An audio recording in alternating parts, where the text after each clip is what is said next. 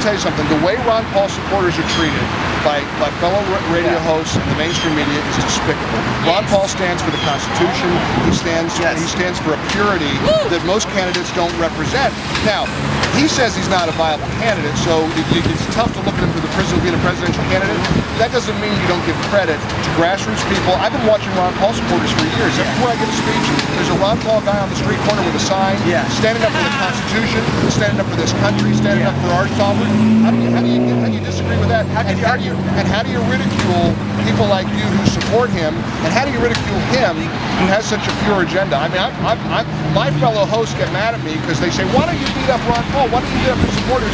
And I always say, why do you guys do it? Why do you go after these guys who are truly what America's about? I mean, I truly agree with that. What would you like to see happen with this country right now? Well, I think Ron Paul isn't a person. Ron Paul, I think the people who support it's a concept. And the concept is we take care of America first. We don't, I mean, I don't agree with all the nuances of his foreign policy.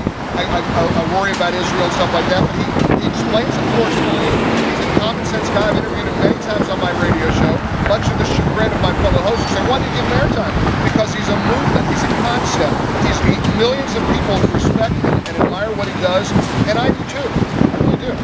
How do you think the liberty movement should progress forward in the post-2012 world? Because I believe the elections are still rigged, and they might force it in Romney's direction. How do we move forward? Ron Paul has to spawn other Ron Pauls.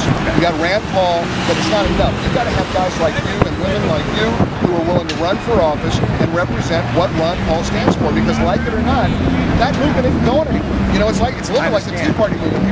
And where's the Romney-Ron Paul debate? I've been criticized by Ron Paul supporters by asking, why isn't Ron Paul pushed for a real debate with Romney? Well, again, you're back to why Ron Paul doesn't see himself as a viable presidential candidate. I wish he never said that. I wish he said, I'm in it to win. And maybe I missed that one. Well, his theme has sort of been, I'm in it. I'm not in it. I'm more of a movement.